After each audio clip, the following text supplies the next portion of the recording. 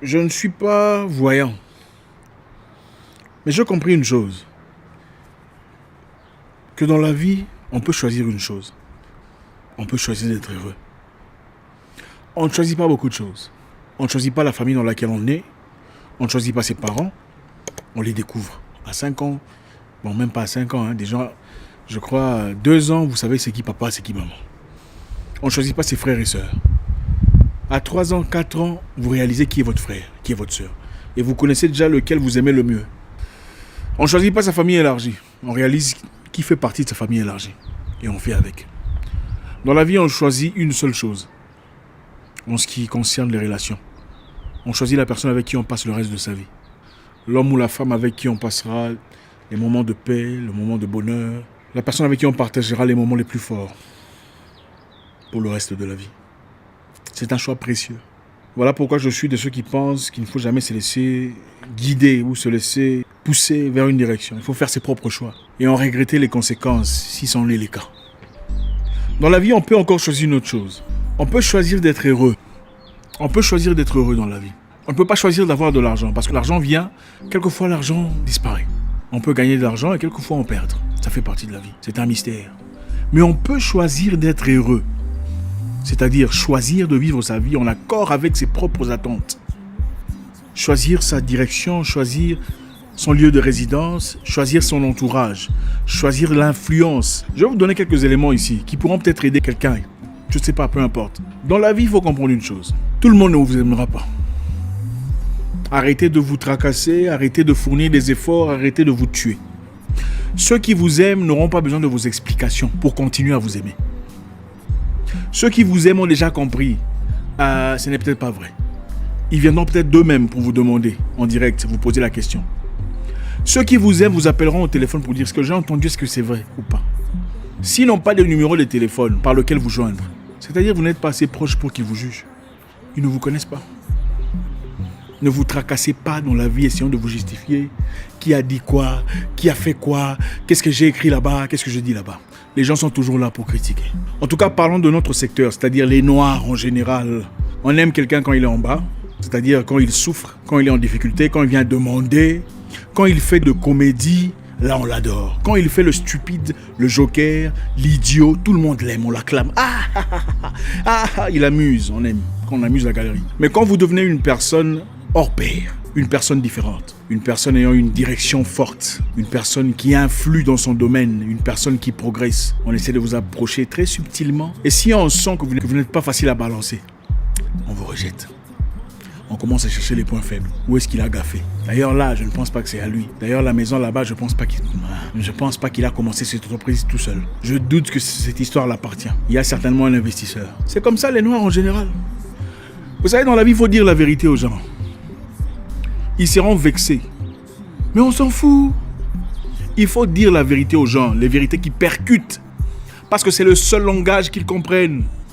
Il ne faut jamais avoir peur de dire des vérités qui percutent aux uns.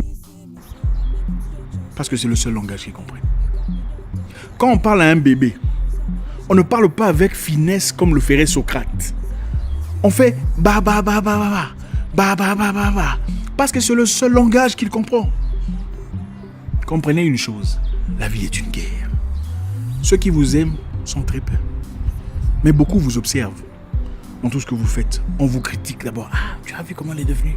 Elle était noire. Franchement, je ne sais pas qu'est-ce qu'elle applique. C'est comme ça qu'ils sont. Mais quand vous tombez, personne ne parle de vous. Au fait, les gens préfèrent l'histoire d'un millionnaire tombé en faillite en parlant des noirs.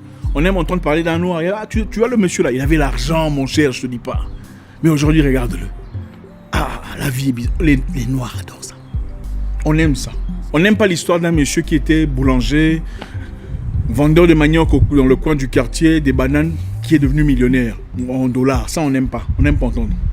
On trouve souvent des justifications disant certainement il a touché des gris-gris, ou l'argent ne lui appartient pas, carrément la boutique n'est pas à lui, il a des sponsors, il y a des gens qui sont derrière tout ça. Comprenez une chose, beaucoup ne vous aimeront pas. La plupart des gens sont là pour vilipender, pour critiquer. Voilà pourquoi nous sommes en arrière. Nous sommes dirigés, guidés, assujettis. Parce que même parmi nous, on a du mal à nous comprendre. Vous savez, en Afrique, on n'a pas besoin de fournir beaucoup d'efforts pour détruire le continent. Il suffit d'utiliser Jacques contre Mustapha. Ils sont les mêmes frères qui se tuent. Depuis la nuit de temps. Ceux qui ont tué Lumumba, c'est qui? Lumumba du Congo. Ses frères. Pourtant, c'était un homme fort qui voulait la liberté de son peuple. Il voulait la grandeur, l'élévation. Il voulait l'autosuffisance. Mais ses propres frères l'ont tué. Il y a même une personne qui disait, en parlant à un journaliste belge, moi, Lumumba, si je l'avais, je ne le tuerais pas d'une balle. Je le couperais en morceaux et je mangerais chaque jour l'oreille, l'œil, la tête. Imaginez-vous un peu. Pourtant, le même Lumumba combattait pour sa cause. Thomas Sankara, qui l'a détruit, ses propres frères. Soyez forts. La deuxième chose, n'ayez pas peur de la douleur. La douleur vient dans beaucoup de formes. La douleur de la vie, la douleur de la séparation, la douleur de la décision. Elle est très importante. Dans la vie, vous n'aurez pas toujours le bonheur, le bonheur, le bonheur. Le bonheur de chaque jour ne grandit jamais une personne à des dimensions supérieures. C'est impossible. Il faut connaître le bas pour jouir du haut. Il faut connaître la nuit pour apprécier le jour. Il faut avoir le vent pour aimer le sec.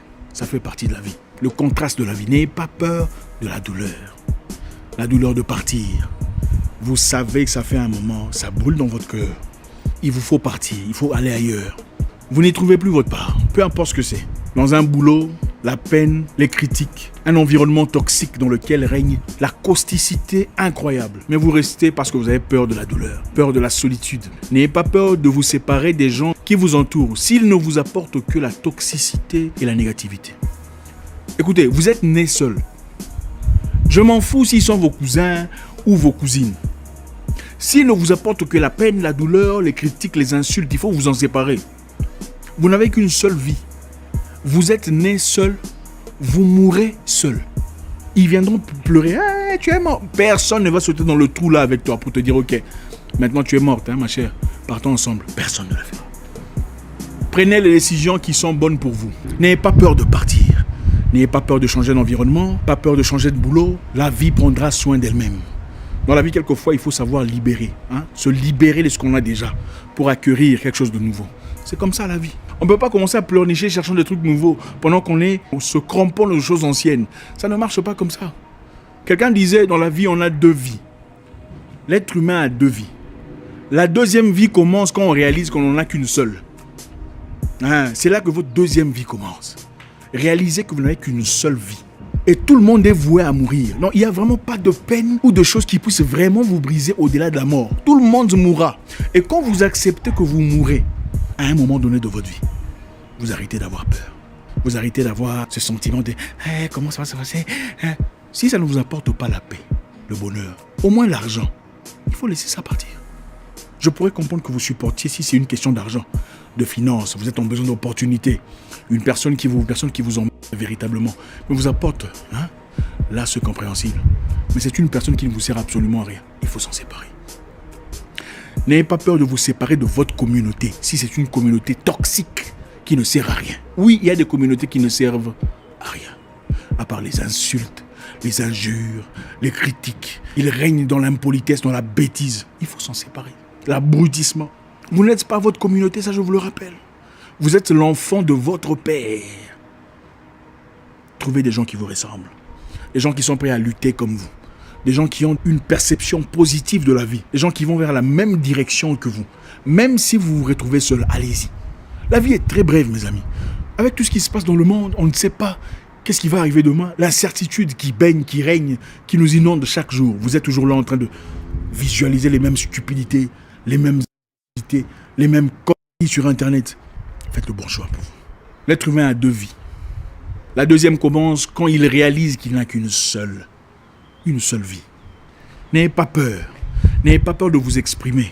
N'ayez pas peur de faire mal ou de vexer ou de révolter des gens qui ne comprennent rien. Parce que quelquefois, c'est la seule façon de comprendre. C'est leur seul langage. C'est le seul langage qu'ils comprennent.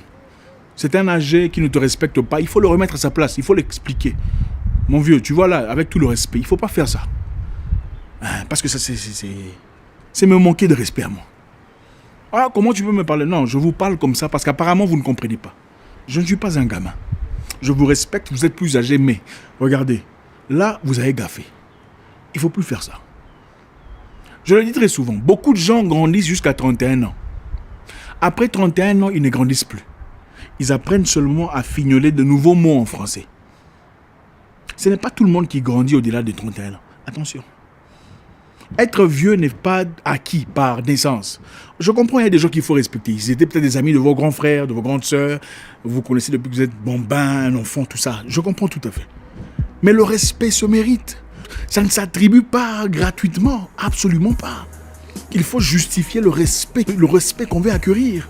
Quand on se comporte comme un guignol, comment espérez-vous vouloir recevoir de la part de ceux qui vous regardent un respect adéquat? Ça n'a aucun sens. Traitez les gens tels qu'ils sont, pas tels que vous souhaiteriez qu'ils soient. Il y a des gens qui ne comprennent pas dans la vie. Il y a des vices et des boulons qui ne sont pas là. N'essayez pas de les arranger. Non, ce n'est pas votre devoir. Vous n'êtes pas maîtresse, vous n'êtes pas instituteur, ce n'est pas votre devoir. Vivez votre vie pour votre bonheur d'abord. Prenez soin de ceux qui vous accompagnent. Pour le reste, donnez-leur tel qu'ils sont. Quand ils viennent dans la bêtise, attribuez la bêtise en rapport avec leur niveau de bêtise. Quand ils viennent dans la sérieuxité, attribuez la sérieuxité en rapport avec leur niveau de sérieuxité. C'est une belle vie. Laissez un commentaire, vous savez comment ça se passe. Et j'espère vous parler encore très bientôt dans une nouvelle vidéo.